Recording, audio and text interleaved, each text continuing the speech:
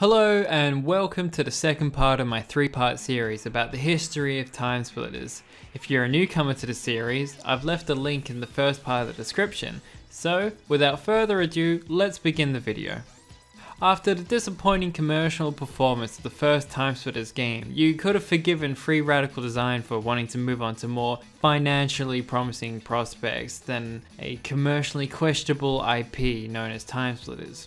This would not be the case, however, as David Doak and his team went straight into the production of a sequel with a focus on improving upon the formula they had established with Time Splitters 1, eventually developing what would be arguably the best not only of the Time Splitters series but for the entire studio up to date.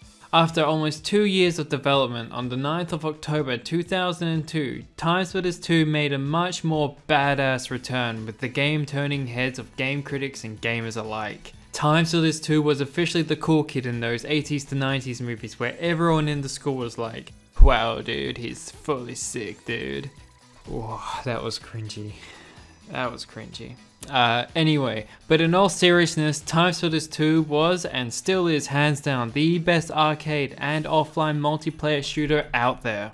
But despite shipping almost 3 times as many copies as its predecessor, it still was not considered a huge success in the industry, only selling an estimated 700,000 copies globally. Remembering that in the same year, Grand Theft Auto 3 sold a whopping 1.4 million copies in 2 days. Not to mention the release of huge properties like Kingdom Hearts and the original Xbox killer app, Halo Combat Evolved. But this video isn't about these titans. It's about Time Splitters, and we should celebrate the game for the good times. Even though the first Time Splitters was critically well received, it would be the second game that hit the nail on the head. The story improved tenfold with witty and funny dialogue. Nikolai, the light! Stupid torch does nothing in this army work.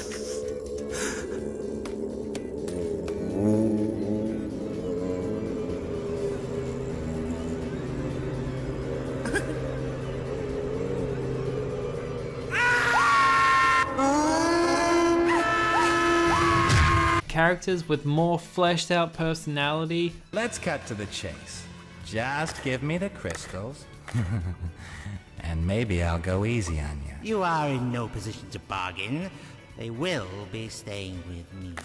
Has anyone ever told you you have a screw loose? Yes, but in 2 minutes And more interesting and nuanced objectives. Where the original game story was propelled by levels with the same grab the briefcase, now head back to the portal, then repeat that another 10 times formula. This time you were granted special side missions that were only accessible if you played on normal difficulties or higher. For example, on the first mission you were required to take out a satellite dish, restore power to an entire facility, destroy some filing cabinets, and then destroy a military grade helicopter.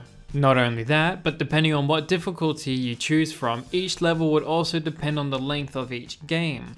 It would do this by adding on more objectives. However, it wasn't just the story mode that made the game stand out. I made a little bit of a mistake and I realized I forgot to mention this in the first video, but does this sound familiar to you?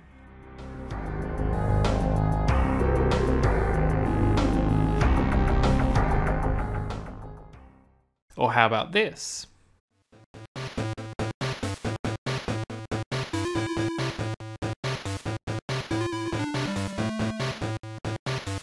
Well, video game developer Graham Norgate, who was responsible for the soundtracks for Perfect Dark, GoldenEye and Donkey Kong Land on the Game Boy, had joined forces with David to create the iconic soundtrack known as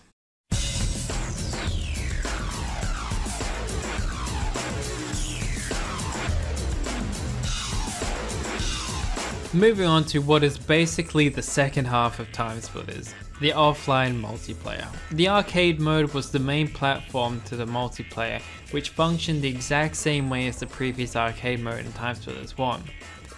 As compared to the first Time Splitters, the arcade mode in this iteration makes the original look anorexic.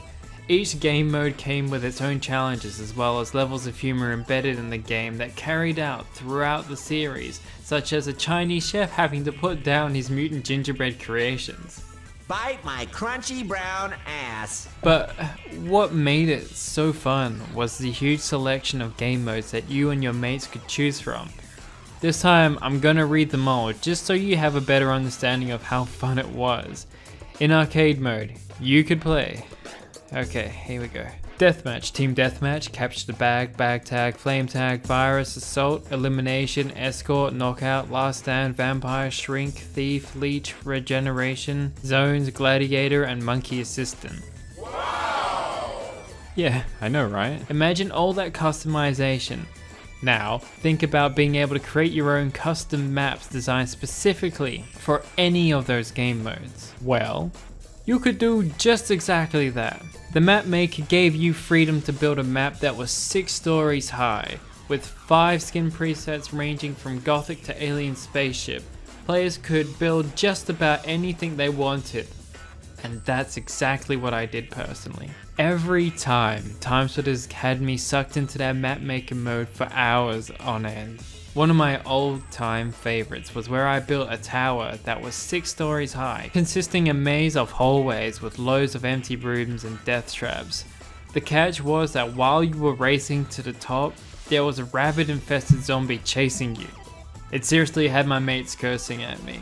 On top of that, because the series plot was based around time travel, you have a huge range of weapons to choose from, such as Western revolvers, sniper rifles, sci-fi handguns, Tommy gun, homing launcher, minigun, and miscellaneous weapons like a fire extinguisher and a brick.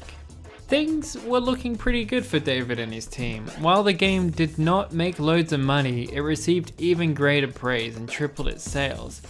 So, with high hopes, the team went onward to make their 3rd installment.